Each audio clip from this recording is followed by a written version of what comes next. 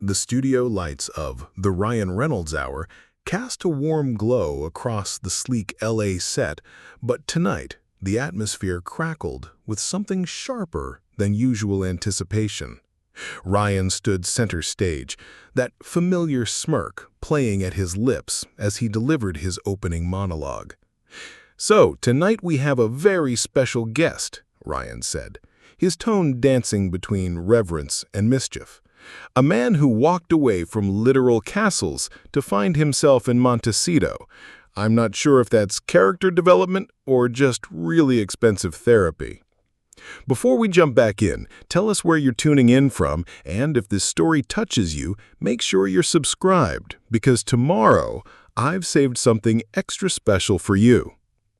Laughter rippled through the audience. In the wings, Camilla adjusted her headset, watching the monitors with practiced intensity. Something felt different tonight. Harry's team had been unusually specific about talking points, about boundaries. That always made her nervous. "Please welcome Prince Harry," Ryan announced. The applause was thunderous. As Harry emerged, navy blazer immaculate, smile perfectly calibrated. He moved with that peculiar royal confidence, not arrogance exactly, but the certainty of someone who'd never truly been denied a room. When he sat across from Ryan, his posture was relaxed, yet controlled, like a man playing chess who already knew his opening moves. "Good to be here," Harry said, his voice warm but measured. Ryan leaned forward slightly. "So, Harry, and can I call you Harry, or is it Your Former Highness?" More laughter. Harry's smile didn't waver, but something flickered behind his eyes. "Harry's fine. I left the formality at the palace." "Right, along with the crown jewels and the taxpayer-funded security detail," Ryan quipped. The audience ate it up, but Camilla noticed Harry's fingers tighten almost imperceptibly on the armrest. The chess match had begun. "Let's talk about your book," Ryan said, settling back in his chair. "Spare. Incredibly vulnerable stuff, really raw. But here's what I'm curious about. When does sharing your truth become selling your pain?" The question landed like a stone in still water. Harry's practiced smile faltered for just a moment before reassembling itself. "That's an interesting way to frame healing." "Is that what we're calling it? Because from where I sit, Netflix paid you 8 figures to heal. That's some expensive therapy." Backstage, Theo paced frantically, his phone buzzing with messages from Harry's team. This wasn't the softball interview they'd negotiated. In the control room, Camilla spoke quietly into her headset. "Ryan, remember we need him to finish the segment." But Ryan was already 3 moves ahead. "Look, I get it. The press was brutal to you and Meghan. But you've essentially started your own media empire to fight the media. Isn't that like becoming the thing you hate?" Harry leaned forward, his media training kicking in. "We're not fighting the media, Ryan. We're reclaiming our narrative. There's a difference." "Sure, but when you reclaim it through Spotify, Netflix, and Random House, doesn't that narrative come with a price tag?" The audience murmured. This wasn't the gentle ribbing they'd expected. Lila, the young PA standing in the wings, shifted uncomfortably. She'd grown up admiring Harry's courage in leaving the royal family, but watching him deflect Ryan's questions, she found herself wondering what he was really running from. Harry's jaw tightened almost imperceptibly. "You're oversimplifying something very complex." Nodded thoughtfully. "Maybe, or maybe I'm just asking the questions your PR team hoped I wouldn't." The studio felt smaller now, the air thicker. Ryan pulled out a card from his desk, not part of his usual prop collection, but something that looked more personal. "I got this message from a fan. Want to hear it?" Harry nodded, but his eyes had grown wary. "Dear Ryan, I used to love Prince Harry. His mother's son, fighting for mental health, protecting his wife, but somewhere along the way I started feeling like I was being sold a story rather than hearing one. When does empathy become marketing? Ryan looked up. What would you say to her? For the first time since sitting down, Harry was truly caught off guard. The question wasn't hostile, but it cut deeper than sarcasm ever could.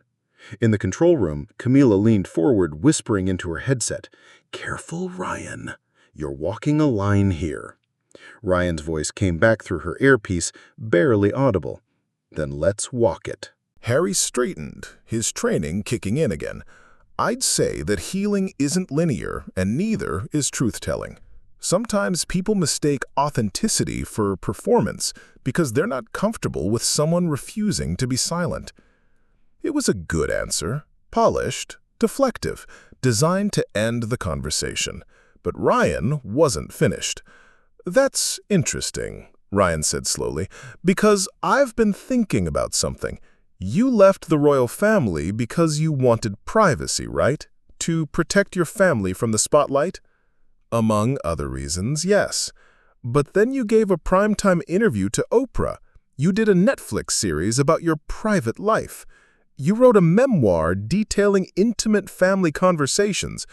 Ryan's voice remained gentle, but each word landed with precision. At what point does wanting privacy become wanting to control the spotlight instead of escaping it? Backstage, Theo was frantically texting his contacts, looking for someone, anyone who could intervene. This was supposed to be friendly territory. Ryan Reynolds was supposed to be safe. Harry's mask was slipping now, irritation bleeding through the practiced charm. "You're conflating speaking your truth with seeking attention. Am I? Or are you conflating getting attention with telling the truth?" The question hung in the air like smoke. In the wings, Lila watched Harry's face cycle through emotions. Confusion, anger, something that looked almost like recognition. For the first time since walking onto the stage, Prince Harry looked like he didn't know what to say next. The reckoning had begun. Backstage, Theo was in full crisis mode. His usually pristine appearance had cracked, tie loosened, sweat beading at his temples as he cornered a production assistant. "We need to cut to commercial, now." "Sir, I can't just... Do you understand who that is out there? Do you have any idea what this could cost?" In the control room, Camilla watched Theo's meltdown on the security monitors while keeping one ear on the interview. She'd seen handlers panic before, but this felt different, desperate. On stage, Ryan had shifted tactics entirely. The jokes were gone, replaced by something more dangerous: sincerity. "You know, Harry, I lost my father when I was 12.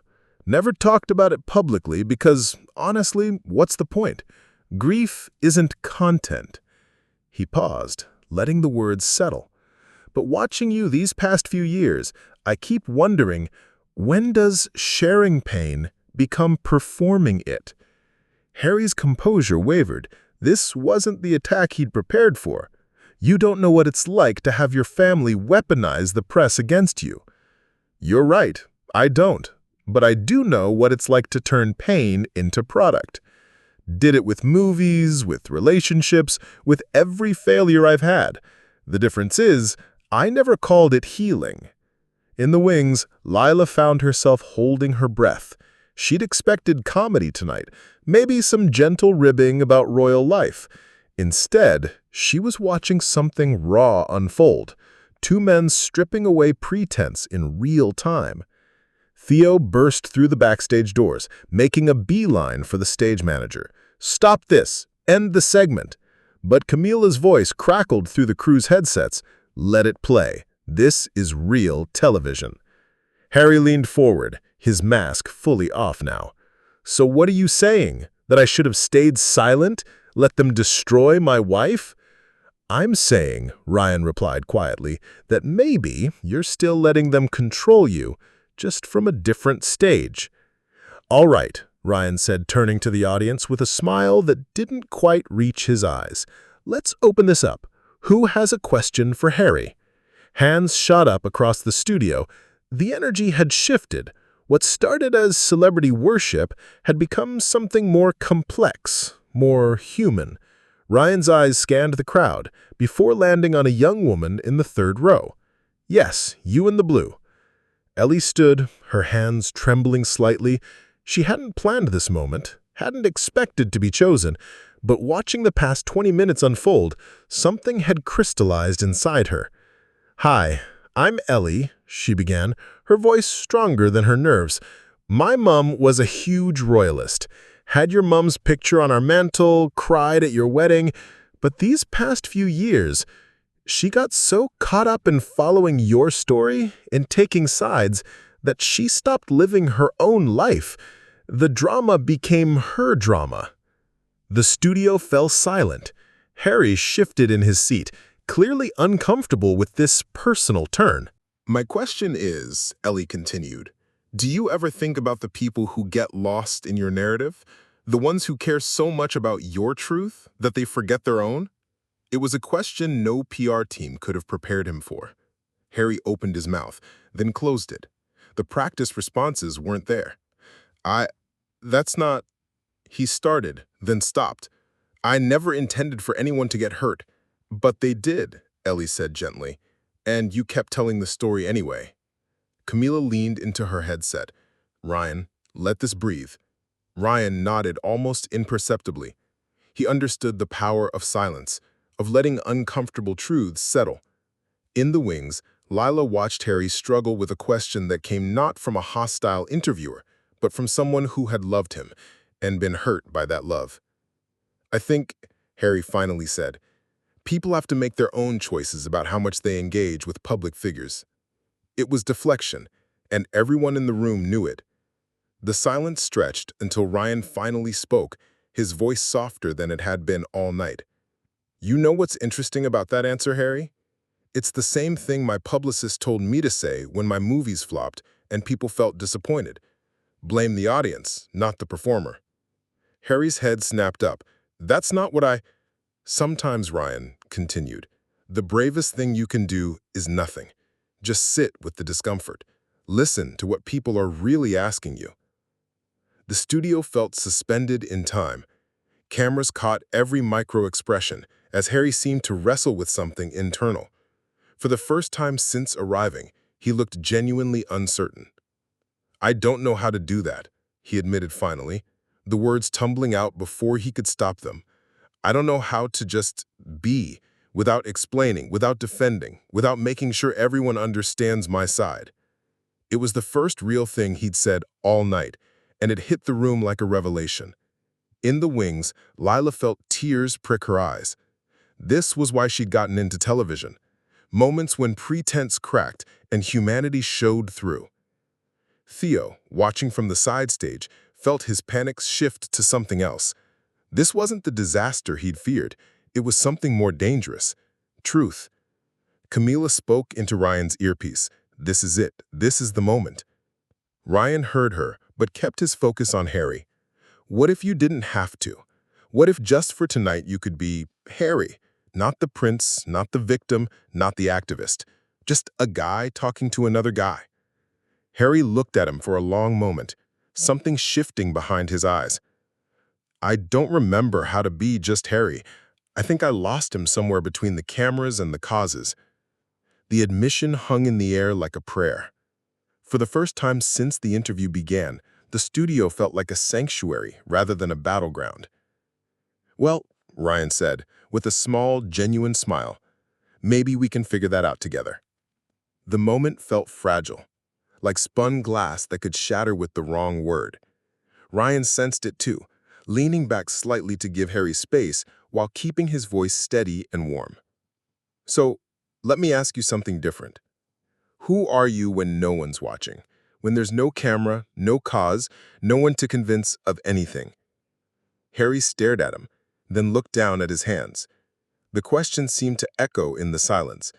When he finally spoke, his voice was barely above a whisper. I don't know. I honestly don't know anymore. I wake up every morning and the first thing I think about is what message I need to send that day. What narrative needs protecting? What cause needs my voice? I haven't had a thought that wasn't strategic in, God, maybe years. Ryan nodded slowly. That's what I call the modern royal curse. You're expected to be both completely public and completely personal at the same time.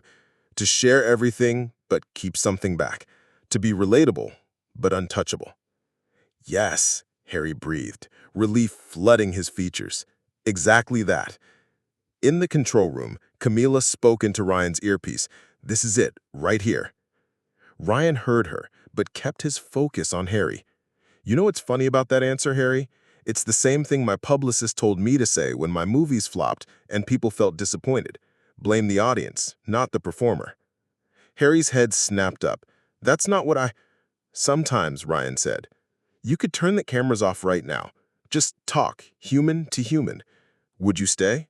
For a moment, Harry looked like he might say yes. The vulnerability was real, the connection genuine. Lila, watching from the wings, smiled through her tears. This was healing happening in real time. Then something shifted. Actually, Ryan said with a gentle laugh, this is probably the closest I'll ever get to interviewing royalty, unless I dress up as King Charles for Halloween, which, let's be honest, would be pretty good content.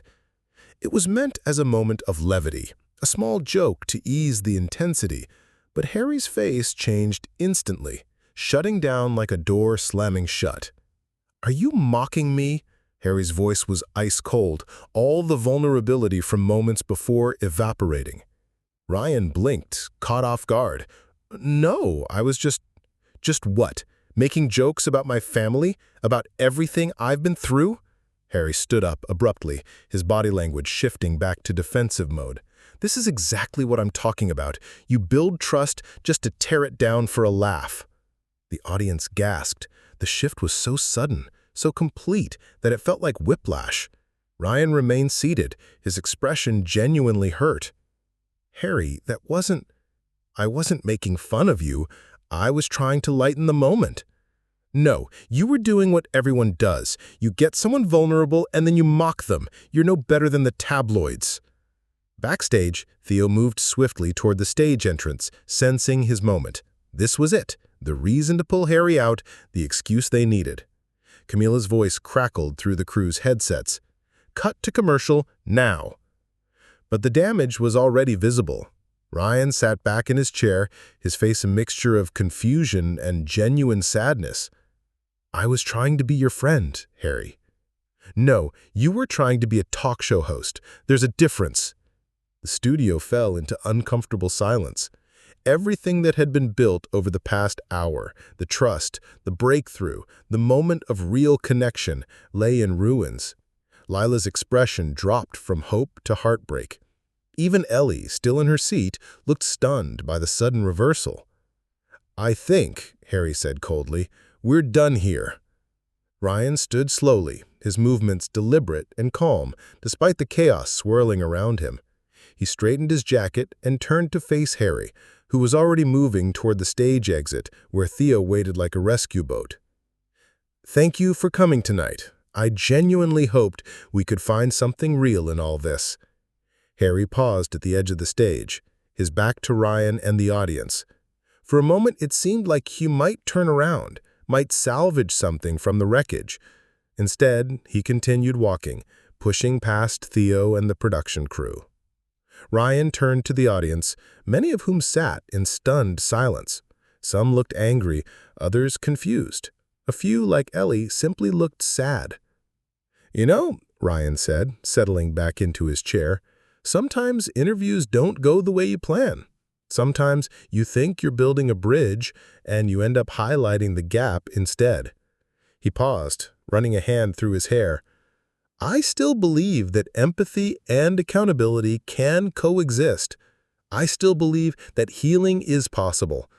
But I also learned tonight that you can't force someone to want that healing.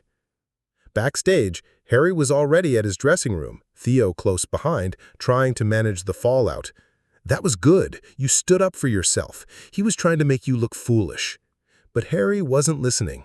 He stood before the mirror, staring at himself, seeing something he couldn't quite name. The anger was fading, replaced by something more complex. Doubt, perhaps, or recognition. "The car's ready," Theo continued. "We can be out of here in 5 minutes." Harry nodded absently, still staring at himself. In the distance, he could hear Ryan wrapping up the show, thanking the audience for their patience and understanding. Camilla appeared in the doorway. "Ryan wanted me to tell you that the offer stands. If you ever want to have that conversation off camera, just call." Harry met her eyes in the mirror. For a moment, the mask slipped again, and she saw something that looked almost like regret. "Maybe," he said, then louder, "Maybe." But he was already reaching for his coat.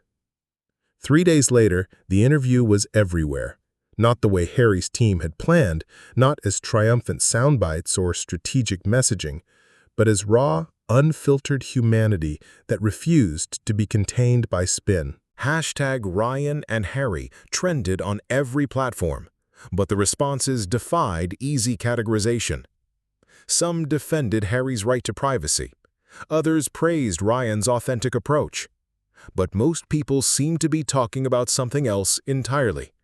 The cost of performing your pain, the difficulty of being real in public, the way trauma could make you suspicious of genuine kindness. Lila posted a simple black-and-white photo from backstage.